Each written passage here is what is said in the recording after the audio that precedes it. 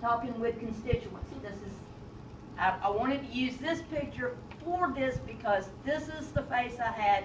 It's a face of excitement every time I answer the phone, because you never know what that person is going to be saying to you, how they're going to be speaking to you, and what exactly is it they're wanting to tell you. Now, sometimes when we talk with the constituents, I would answer the phone, Congressman Scott's office, this is Sheila, and immediately they were upset at me. They weren't actually upset at me, but that's the way it felt. They were upset because something was not going their way that day. But then sometimes I answered the phone and really all they wanted to do was log in a complaint or an opinion. Most of our opinions came about, I know y'all know the Orlando shooting, the gun debate that happened after that. That's where most of my opinions came from. Becoming familiar with the equipment. Now I know right here, y'all, some of us in this room remember Watergate. This is not Watergate. We actually shred documents, but only after they are scanned in the computer into this system right here. This is IQ. We scanned it from this copier, fax, printer, multitasker, humongous machine. Scanned it straight to the email. After everything was logged into IQ, because it was confidential information, it did have to be shredded. And because it is confidential and we're on the intranet, nobody else could see it, so it's perfectly safe for it to be on that computer. The only people that can log into these computers are the caseworkers or the interns. You have to have a password to get in. The only person that knew my password was me. Not even Miss Jackie knows what my password is. So Miss Jackie, who is the boss, cannot log into my profile. Speaking of Miss Jackie, she is the director of the constituent services in the Tifton office and the Warner Robins office. Congressman Scott's office has 2 offices in Georgia. One is at Warner Robins, and there are 2 caseworkers at that office. One is in Tifton, and there are 3 caseworkers at that office. Ms. Jackie, even though she's the director of constituent services and the boss, she does work on some cases. Ms. Alice Johnson is outreach. She does such things as appointments to the military academies. She also goes to open houses for the businesses. We're getting a new VA clinic here in Tifton, and this past Friday, as a matter of fact, on the 15th, they had an open house for our new clinic, and Ms. Johnson went down there and represented Congressman Scott's office at the open house. Ms. Sandra Woods works on veteran and spouse casework. Working on the spouses is kind of odd when you're talking about veteran services, but there are times that the veteran passes away and the spouse can receive benefits from that. Because, the spouse has been dependent on that veteran's income, so they file for the spouse's incomes at this office and help them work through the system. With the veterans, there's a lot of confusion with the veteran administration. Being a vet myself, I understand how this confusion comes into play. Sometimes it's very, very hard to work in the system. It's very, very hard to be patient with the system. Ms. Renee Fortson does the same thing. Most of the cases at Congressman Scott's office are veteran cases, so it definitely takes at least 2 people to get through the casework. At Congressman Scott's office, there's over 1,000 cases open at each time. So you can imagine how many of those are veteran cases. There's over 90% of those are the veteran cases. Speaking of the veteran cases, like I said, we worked with helping them understand the system. When you're a veteran and you file for your benefits and you call up to the VA, they give you the runaround. The VA will say, no, we don't, but being a veteran trying to work through the system, I know they do give you the runaround. We have a system that we can look at as the general public called e-benefits, but e-benefits does not keep you updated as much as you would like. So what they do with the veteran services is every few months they'll call the constituent liaison at the VA and they can give them an update, and then the caseworkers will call the veteran and say, this is where your case is in the veteran system. Like I said, these are over 90% of the cases that will work at Congressman Scott's office.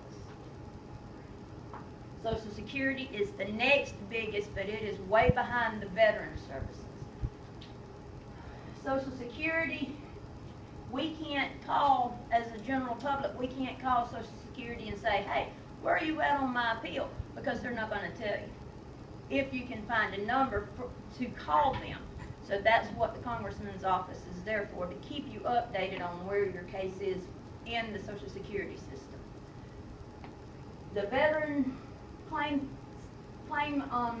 process and the Social Security claim process are almost the same because you can file an appeal on your cases. The difference is Social Security takes about 18 to 24 months. VA cases can take anywhere from 2 to 7 years, if not longer.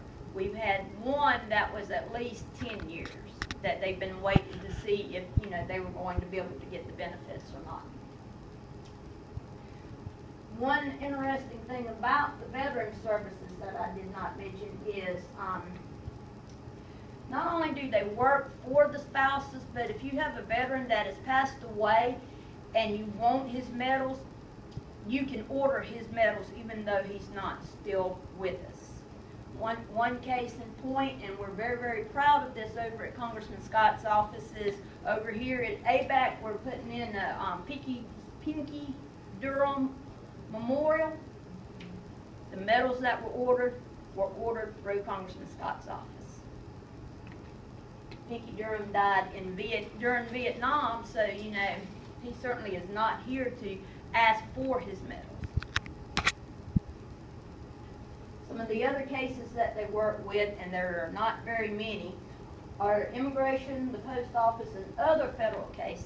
The cases that are done at Congressman Scott's office are federal cases only. There are no state cases worked.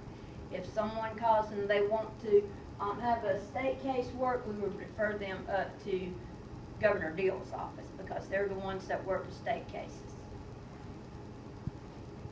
There's only 2 people that work these particular cases, one in the Tifton office, which is Miss Jackie, and one up in Warner Robins, because these are harder cases to work, believe it or not, than the veteran and the Social Security cases.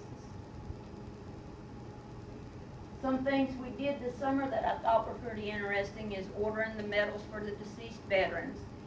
And right here you see Miss Alice and myself doing something very, very honorable.